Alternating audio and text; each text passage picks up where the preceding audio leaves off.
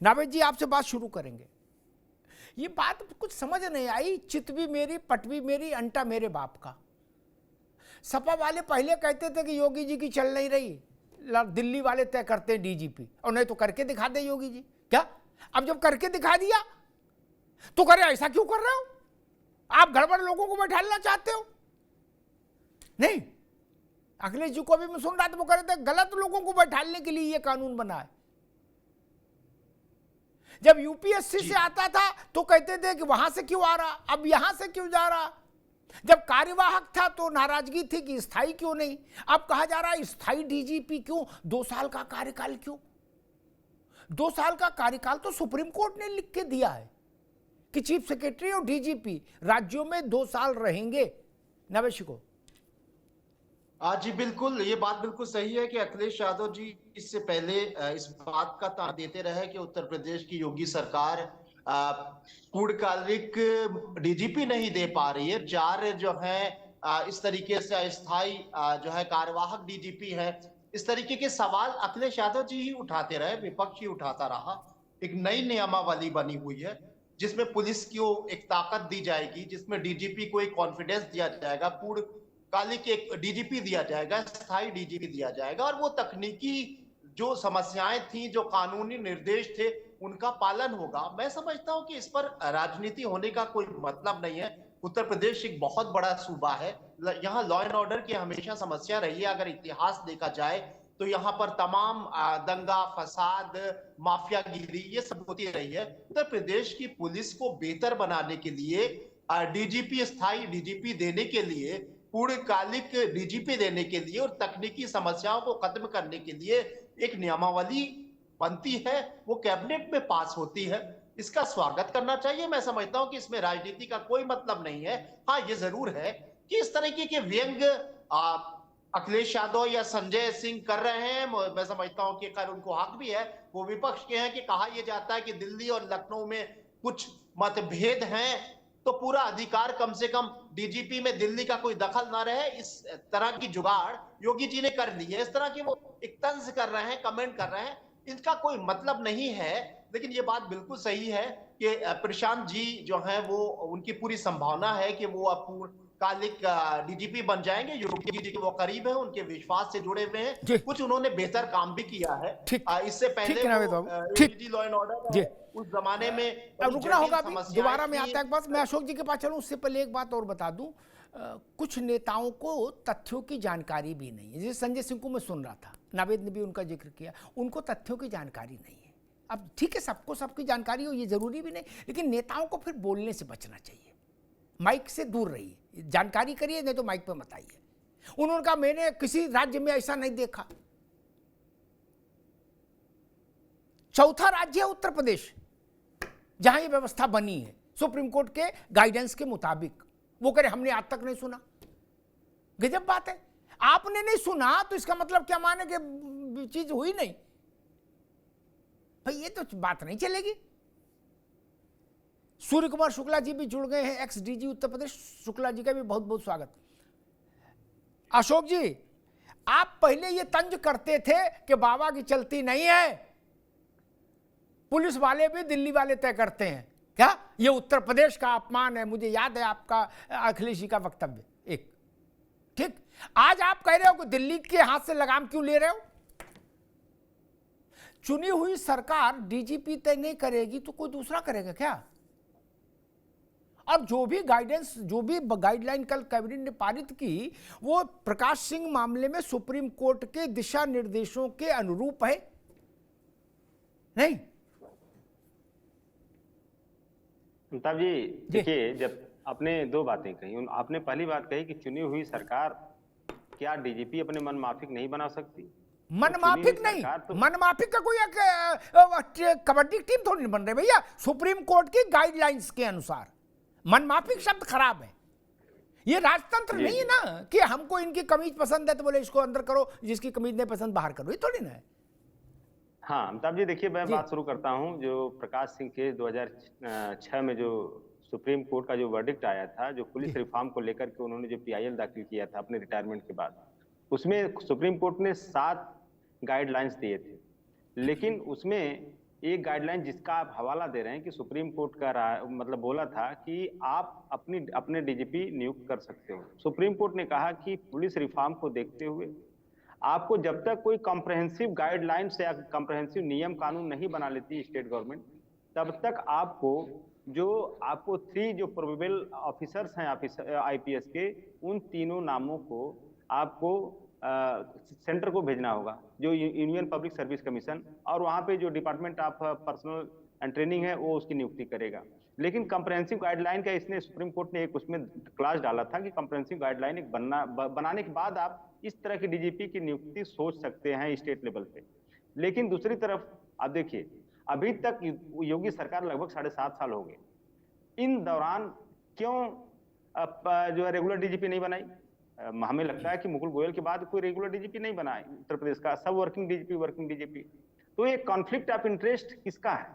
Working DGP अगर योगी जी काम चला रहे थे तो इट मींस कि अपने पॉकेट के डीजीपी को यहाँ पे बैठा के अपने हिसाब से काम चला रहे थे वर्किंग डीजीपी। अगर परमानेंट डीजीपी बनाए होते तो उनको फिर सेंट्रल के थ्रू जाना पड़ता, जो कि अमित शाह जी या मोदी जी के आप कह सकते हैं होल्ड के आदमी यहाँ पे आ जाता। तो यही कॉन्फ्लिक्ट ऑफ इंटरेस्ट है योगी जी की सरकार में और सेंट्रल की सरकार में। योगी जी चाहते हैं कि या तो हम वर्किंग डीजीपी से काम चलाएंगे, जो हमारे पसंद का डीजीपी होगा उससे काम चलाएंगे। सरकार कहती है सेंट्रल गवर्नमेंट कि नहीं, जो रूलिंग है उसके हिसाब से होना चाहिए, क्योंकि सुप्रीम कोर्ट का अमिताभ जी जो अभी रिसेंट। ठीक है अशोक भाई, ठीक है। एक इसमें तथ्यात्मक वो मैं भी एक टिप्पणी जरूर करूंगा, सूर्य जी से फिर एक सवाल लूंगा। पूरे तौर पर चीजों को समझना होगा, ये इसमें कुछ टेक्निकलिटीज भी हैं। सुप्रीम कोर्ट के जजमेंट का जिक्र किया अशोक भाई ने, ठीक जिक्र किया, लेकिन एक जगह वो थोड़ा सा जानबूझकर टर्न ले गए। टर्न लेने की जरूरत नहीं थी, वो टर्न गलत था। सुप्रीम कोर्ट ने जो कहा कि एक राज्य नियम बनाएगा, राज्य नियम बनाने के लिए अक्षुण्य अधिकार रखता है। अक्षुण्य अधिकार, विधानसभा के मंत्रिमंडल के अधिकार को कोई चैलेंज नहीं कर सकता। जनता चुनती इसलिए। उन्होंने एक नियमावली बना दी, उसको राज्य के मंत्रिमंडल ने स्वीकृति कर दे दी। राज्य का मंत्रिमंडल स्वीकृति देता है, उसको माना जाता है विधानसभा की स्वीकृति के प्रत्याशा में। यही शब्दावली है, हो गया। फिर काय की समस्या है? यही तो कह रहे थे, जब तक ये नहीं हो तब तक यूपीएससी के थ्रू होगा, यही बात थी। हो गया, कल रात में पारित हो गया, फिर क्या समस्या थी? अब ये अगर आप चाहो, एक वीडियो आया है, वो बता रहा है चीफ सेक्रेटरी और मंत्री और डीजीपी कैसे बने हैं, उसमें हम आप नहीं बोल रहे अशोक जी, नेताजी बैठे हैं और अखिलेश जी बोल रहे हैं। नावेद ने भी सुना होगा, क्या नहीं बोल रहे। जावेद अहमद को जब बनाया था तो नेताजी ने क्या कहा था? सुप्रीम कोर्ट हाई कोर्ट नहीं कहा था, उनने कहा हमने मुसलमान डीजीपी दिया, मुसलमान डीजीपी दिया। क्या हमने अखिलेश से कहा मुसलमान बनाओ, कहा था। 3 दफे मुसलमान उच्चारण किया कि नहीं किया? सुलखान सिंह जावेद अहमद से वरिष्ठ थे कि नहीं थे? सुलखान सिंह को साइड किया कि नहीं किया? और अशोक जी, समाजवादी पार्टी को इस बात से नाराजगी है कि पूर्णकालिक क्यों नहीं बनाया। 7 साल नहीं है, सिर्फ 2.5 साल एडहॉक हैं। 7 साल मत लपेटो, 2.5 साल, बाकी सब पूर्णकालिक रहे, मुकुल गोयल तक। आपने तो जो पूर्णकालिक बनाए वो ऐसे बनाए जिसमें दादा रे दादा, पूरे हिंदुस्तान में ऐसा उदाहरण नहीं। 1.5 महीना, एक महीना में डीजीपी आपने खिला दिए। बोले गुड्डू अब तुम बैठो, हटो अब तुम बैठो, चुन्नू बुलाओ, चुन्नू महीना भर तुम भी रह लो। क्या नहीं, ऐसा हुआ था ना? और उसके जब सवाल पूछा तो क्या कहा था आपने?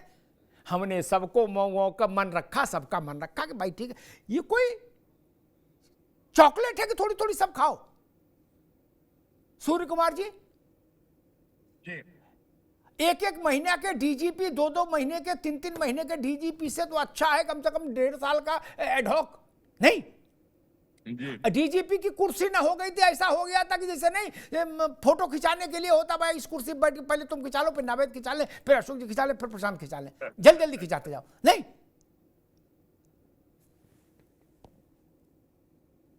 शुक्ला जी, अब क्या जो नई व्यवस्था बनाई है उत्तर प्रदेश सरकार ने, उस पर आपकी राय क्या है? एक, और समाजवादी पार्टी की जो आपत्तियां हैं उस पर आपकी टिप्पणी क्या है?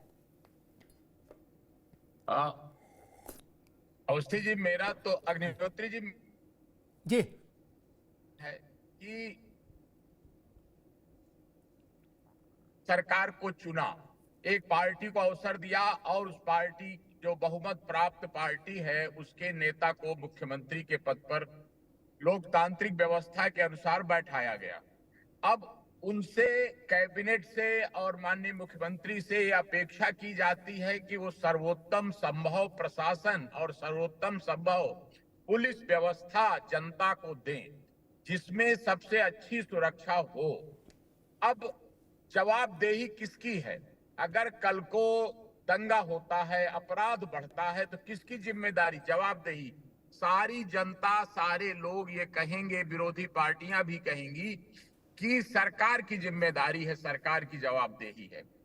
तो मैं तो बहुत दिन से अग्निहोत्री जी इस विचार का हूं कि जिसकी जवाबदेही हो उसी का अधिकार है। और अगर हम ये कहें कि भाई अधिकार तो किसी और का है, चाहे वो जितनी पवित्र संस्थाएं, बड़ी संस्थाएं, चाहे वो माननीय सुप्रीम कोर्ट है, चाहे वो यूपीएससी है, चाहे वो भारत की सरकार है, सब बड़ी बड़ी संस्थाएं और महत्वपूर्ण संस्थाएं हैं, उनका सम्मान किया जाना चाहिए। लेकिन मेरा मानना है कि अधिकार उसका, जवाबदेही जिसकी, तो उसके मुताबिक अगर ये सरकार ये तय करती है कि इस प्रकार से हम नियम बनाएंगे और उन नियमों के अंतर्गत हम तैनाती करेंगे, तो अग्निहोत्री जी होता क्या है कि लगभग 30 साल की सर्विस करने के बाद लोग डीजी पुलिस लिए जो आईपीएस अफसर होते हैं उनमें से 30 साल की सर्विस के बाद लगभग वो उपयुक्त बन पाते हैं। इतने अंतराल में लंबा समय होता है, तो उसमें सब लोग जान जाते हैं, पब्लिक भी जान जाती है, प्रदेश की अधिकारी भी जान जाते हैं किसकी कार्यशैली कैसी है। और उस कार्यशैली में मुझे लगता है कि ये जो गृह मंत्री या जो गृह विभाग के इंचार्ज होते हैं, मुख्यमंत्री होते हैं, तो उनका ये अधिकार होता है कि भाई हम किस कार्यशैली के अधिकारी से अपना मुख्य जो सुरक्षा का काम करने वाला अधिकारी उसकी तैनाती करेंगे। तो उसके अनुसार इसमें, जैसे आपने सवाल उठाया कि समाजवादी पार्टी के शासनकाल में ऐसे ऐसे डीजीपी तैनात हुए, क्या और भी शासनकाल बसपा में ऐसे तैनात हुए, तो विरोधी पार्टियों को भी चाहिए कि भाई अब आपको जनता ने मौका दिया है, तो आप जैसे चाहिए वैसे मुख्य सचिव तैनात करिए और जैसे जो वरिष्ठता के नियमों में आते हों उनमें से छांट लीजिए। और काम का वितरण है, ये तैनाती नहीं है, भर्ती नहीं है, ये कि भर्ती गलत हुई जा रही है, ये काम का वितरण है। जैसे आपके यहाँ है कि किस डेस्क को कौन संभालेगा, वो उसी तरह यहाँ भी है कि जिस डेस्क पर हमको जिस काबिल समझा गया सरकार ने मौका दिया और हम अंततः जवाबदेही सरकार की है। ठीक बात। तो मैं समझता हूँ इसमें बहुत ज्यादा नुक्ताचीनी करने के बजाय ये इंतजार करना चाहिए कि ठीक है, जब हमारी सरकार होगी तो हम अपने विवेक से जनता की बेहतर सुरक्षा व्यवस्था करने के लिए डीजीपी तैनात करेंगे। ठीक है सूर्य भाई, अभी रुकना होगा, मैं प्रशांत पटेल के पास चलूं। ठीक है सूर्य भाई, अभी रुकना होगा, मैं प्रशांत पटेल के पास चलूं। फिर उससे पहले एक टिप्पणी और मुझे लगता करना चाहिए। जब ये हुआ कुछ जिलों में कि कलेक्टर जो है वो कानून व्यवस्था की समीक्षा बैठक लिया करेंगे, मैंने उसके विरोध में आवाज उठाई।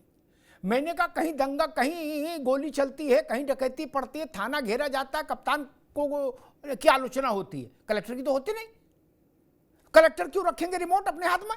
नहीं, जो बात सूर्य जी कह रहे, जिम्मेदार सरकार है, जनता ने चुना सरकार को। यूपीएससी क्यों तक, यूपीएससी एक एडहॉक व्यवस्था बनाई थी सुप्रीम कोर्ट ने कि जब तक राज्य अपने अपने यहां नियमावली तैयार नहीं कर लेते और उसको अप्रूवल नहीं दिला लेते अपने विधायिका से, तब तक के लिए यूपीएससी के थ्रू करवाओ। जो समाजवादी पार्टी कह रही है कि सुप्रीम कोर्ट ने ऐसा इंप्रेशन दिया कि नहीं, अगर यूपीएससी के अलावा कहीं कराया तो डंडा मारेंगे, ना जी ना। यूपीएससी एक शॉर्ट टर्म अरेंजमेंट था, ठीक है, उससे उत्तर प्रदेश बाहर आ गया।